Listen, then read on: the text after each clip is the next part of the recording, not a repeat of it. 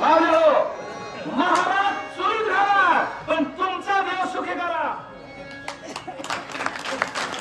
महाराजाला जेव्हा गेलं तुम्हाला पुण्य मिळणार नाही. अरे आपली ज्याची ब्रह्मदेवानं गाठ मारली आपला त्या देवापेक्षा मोठा देव जगात कोणचा नाही. रामाला सांगितलं पीठ मीठ उचला का मी कोणा परिस्थितीचा मी काय खातोय. आपण होलिकेच्या भाकरी खात असलो का देवाला निवड सुद्धा होलिकेचा दाखवायचा. ही का जाणून या जवळ काढून तू पोळी देवाला दाखवायची नाही.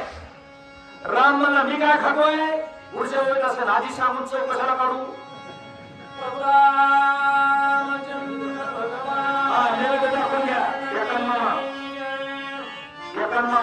एकांवाडीचे पंक्तीचे यजमान एकान यांनी देवाला निवड दाखवायचं 4-5 वेळा राहिले. नाही सेवी तांग करीतो भावन फळा त्या फळाचे पिंडदान करीना फणा पितरा मी जे खातोय ना त्याचंच पिंडदान. वशिष्ठ ऋषी म्हणले तुम्हाला देवाला सांगायचं म्हणलं किती मोठा संत असला तरी देवाला सांगू शकते का. देवा असं करावं लागतंय म्हणून त्याच्याकडे षडगुण ऐश्वर्य संपन्न आहे तो. ऐका यशस्वी आणि हे साधूला एकच गुण दिला. 6 गुण साधूला दिले नाही. यश थोडं दिला डिव्हिजन केला बस ते कुठं सांगायचं टाइम नाही आपल्यावर. एक गुण दिला 6 गुण त्याच्याकडे होते. तो म्हणला मी जे खातोय तेच मी माझ्या वडिलांना अर्पण करणार. लखन लखन भाऊ होता पण सांगितल्यावर कानच वरी करत होता. आता आमचा लखन कसा करतो. आमचा लखन नाही आर्याला सांगतच काम पहिल्यापासून जन्मला कसं आहे नुसतं मला सांगत आहे. दाबता वाढलेला म्हणतो म्हणतो तुम्हाला तुम्ही एकटेच एक म्हणून जाईल उड्या मारायला का ते आम्हाला बोलत नाही. तसं नाही माझं लक्ष्मणापेक्षा श्रेष्ठ माझे भाऊ आहे. मग काय होणार लखन तिथलं फळ मला घेऊन ये.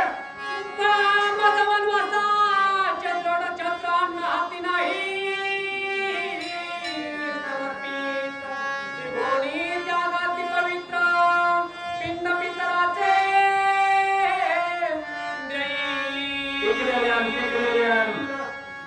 कसे जमते अरे त्याचं काय करावं लागतंय सगळ्या फळाचा काला करावा लागतंय. काल्यासारखं होतो नाही तो वैकुंठी दुर्लभ आहे. विशेष हा लाभ संत संगे.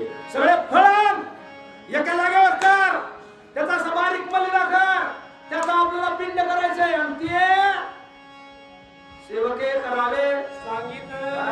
लक्ष्मण म्हणला भैया हाजीर आहे काय करू. मी सांगतो तसं कर. जे काही पुरुषाचे जाल ते करा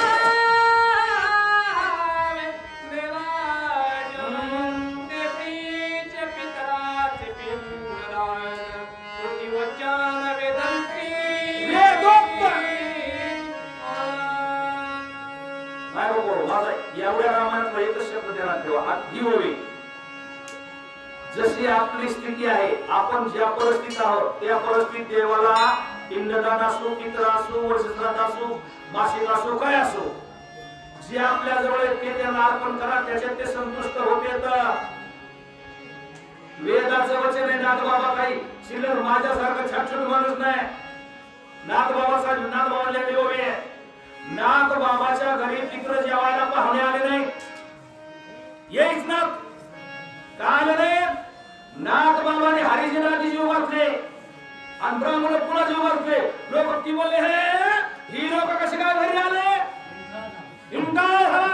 गोमूत्र टाकून साफ करून घ्या. हे नाथ बाबा म्हणले गोमूत्र तुम्ही शिवाचून द्या. माझ्या घरात भुकेलेले आले त्यांना जीव वाचले आम्ही जेवणार नाही. त्यांच्या जवळ एक काम करायला होतं याचं नाव काय श्रीखंड म्हणा. श्रीखंड म्हणा नाथ बाबा याला नाही येऊ द्या. यांच्या